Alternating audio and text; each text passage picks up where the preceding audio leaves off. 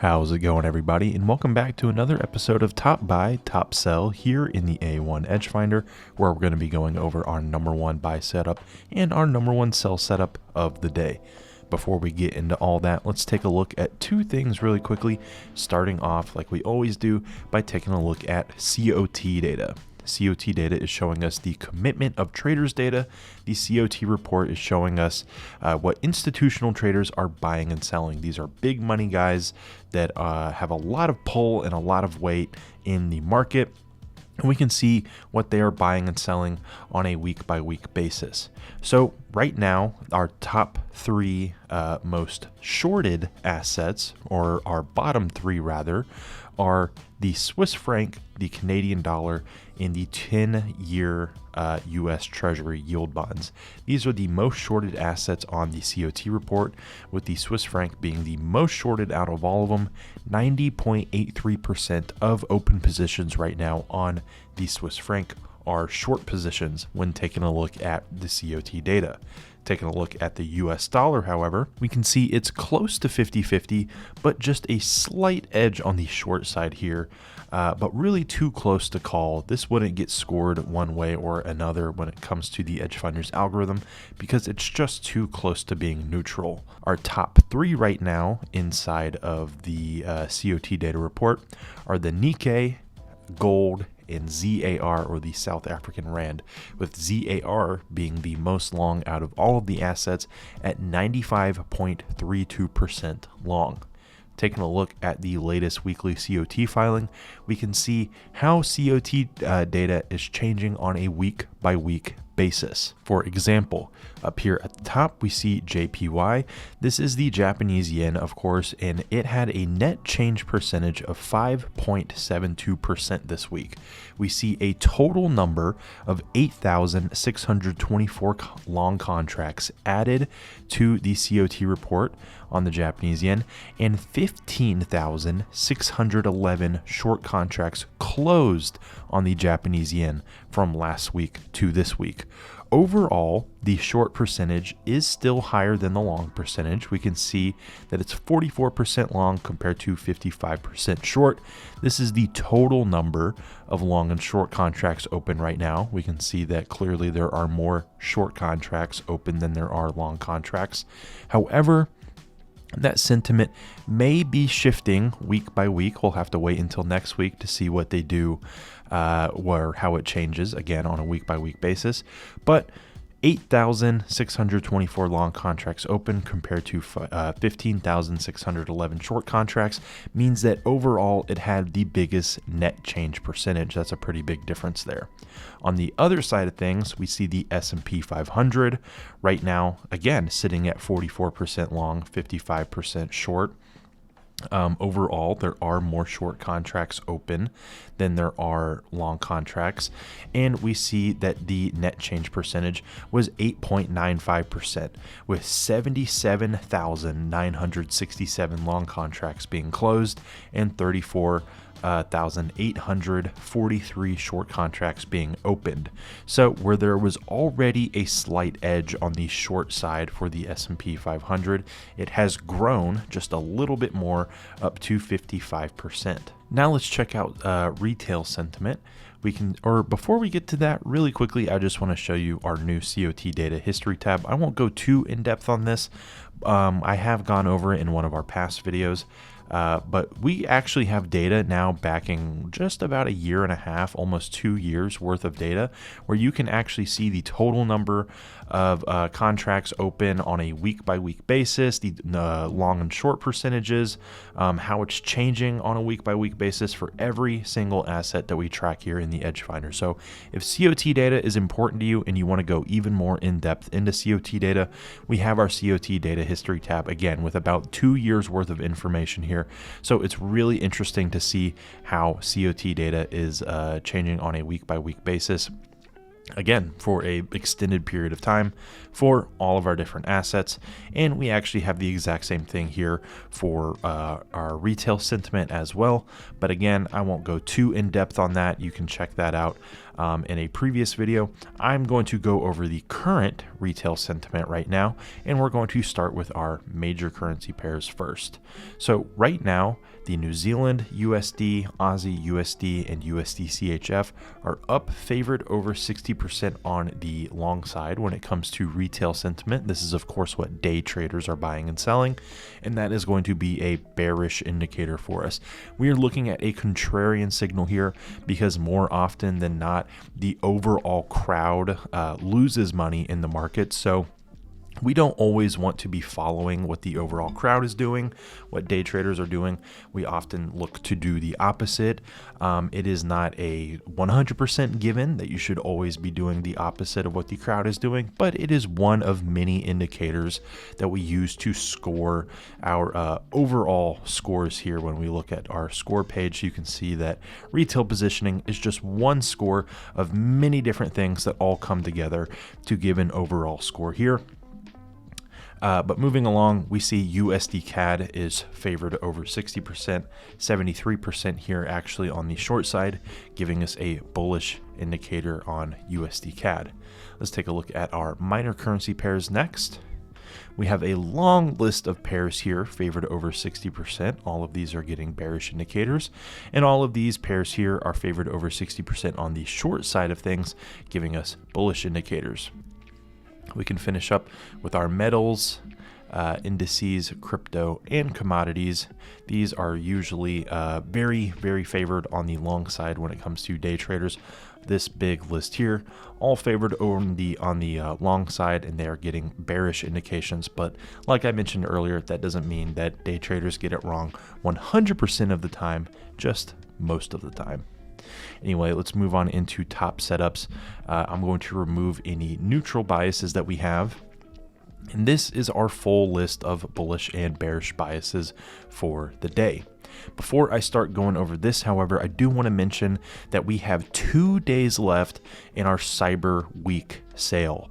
We just had our Black Friday sale. We extended it one more week for Cyber Monday, which means that you have today and Friday left to get the Edge Finder, the stock box, in any of our Discord services right now, 40% off. That is the biggest sale that you will get on these products, 40% off. Once this week is over, we are not doing another sale for a while. And whenever we do another sale again, it will not be 40% off. I can promise you that. So if you are interested in the Edge Finder, the stock box, where we are listing some of the biggest stocks from around the world as well as sectors, we have hedge fund information in here. Tons of data, useful for stock traders and ETF traders, just like the Edge Finder is. If you are interested in getting that or any of our Discord services, we have our VIP Discord where you can see Trader Nick's trades along with Frank and Ivan's. We also have the Pulver alerts. We partnered up with Chris Pulver, who you may know from the live streams if you're a fan of our live streams. Those services are also 40% off right now. You can find the links to them down in the description below or on our website, a1trading.com. Again, only 2 days left. Get it for the biggest discount of the year right now, 40% off. Edge Finder, Stock Box, Discord services, 40% off in the description below. All right, so this is our list of bullish biases. We have just one very bullish bias, and that is the Nikkei. And we actually, pretty much everything on here is either an indice or a commodity. We have no bullish currency pairs at the moment. So with that, we're going to do something that we don't usually do when I make these videos, and we'll just take a look at the Nikkei because it is clearly our most bullish asset with a very bullish bias. We don't have any currency pairs we can take a look at, so we'll just go with the Nikkei today, which is something, again, like I said, we don't normally take a look at indices or commodities when I'm doing this video, but today we'll make an exception because we don't have any currency pairs that we can look at. On the bearish side of things, however, we do have some currency pairs that we can take a look at. We have 5 different bearish biases, with 2 of them being -6 scores, CHF JPY and USD JPY. And we'll just take a look at USD JPY just because. So let's go ahead and get right into it. And in fact, we'll start with USD JPY US currency pair. So I'm going to scroll all the way down to the bottom here. USD JPY, like I mentioned, has a bearish bias. Score of -6. COT data is a score of -2. And retail sentiment is a 0 or neutral score. Taking a look at that COT data, like I mentioned earlier, the US dollar is 50-50, or at least close enough to it, and so is the Japanese yen, also not above that 60% magic threshold number that we use to score things when it comes to COT data or retail sentiment. So both of these would be neutral biases. However, we do see a negative weekly change for the US dollar, which means that it got a little bit more short this week compared to last week, whereas the Japanese yen had a positive score, which means it got a little less short from last week to this week. So COT selling the US dollar, buying the Japanese yen. That is why we have a score of -2. Retail sentiment, on the other hand, like I mentioned, has a score of 0. And we can see again here about 50-50, really not leaning too heavily one way or the other. That is why we have a neutral score there. Seasonality is a score of -1. And we can see that historically speaking, over the last 10 years averaged together, the month of December is typically a negative or bearish month for the USD JPY. Our trend reading right now is a score of -2, and we can get a better idea of how it's trending by taking a look at our price forecast page. So going over to USD JPY, we can see that this thing has been in a pretty solid downtrend ever since the end of November. Most days moving consistently lower. It has popped up just a little bit from yesterday to today, but overall certainly in a downtrend, and price forecast predicts that that is going to continue to be the case. We'll finish up with our fundamental data, and we can take a look at all of our fundamental data numbers here. We have things like GDP, PMI numbers, employment numbers, inflation, and interest rates, all getting scored and tracked in the Edge Finder. We have a bunch of different fundamental pages if you want to go more in depth into fundamental data, but we keep it short and sweet in the actual scanner pages by just letting you know whether or not the data that came out met, beat, or missed the forecasted expectations. So our first column here is column A. That is going to be our first currency pair listed, which will be the US dollar. And column B will be the second currency listed, which will be the Japanese yen. So both the US and Japan met their forecasted GDP expectations. When it came to manufacturing PMI, Japan met, but the US beat the PMI expectations. We see that the US missed their services PMI expectations, but Japan beat their services PMI expectations. And we see the opposite when it comes to retail sales. For the US, that was a beat, and for Japan, that was a miss. Inflation data in the US came out at 2.6. That was the same as the forecast. In Japan, however, it ticked up just a little bit. 2.3% was the reported number, forecasted at just 2.2%. Lastly, our employment change. We see that the forecasted unemployment rate in the US was 4.1%. That's exactly what it came out as. In Japan, however, it was forecasted at 2.4%, and it ticked just a little bit higher up to 2.5%. So there we go. There is all of the data and numbers backing up that bearish bias -6 score right now on USD JPY. The other thing that we said that we were going to take a look at was the Nikkei. So we'll hop into our indices tab and we'll pull up the Nikkei with that very bullish bias score of +9. COT data right now is a score of +2, and retail sentiment a score of 0.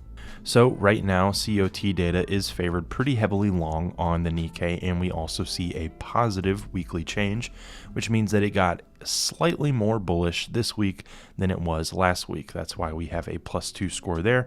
And retail sentiment neutral, of course, because it is hanging around that 50-50 mark. It's not leaning too heavily one way or the other.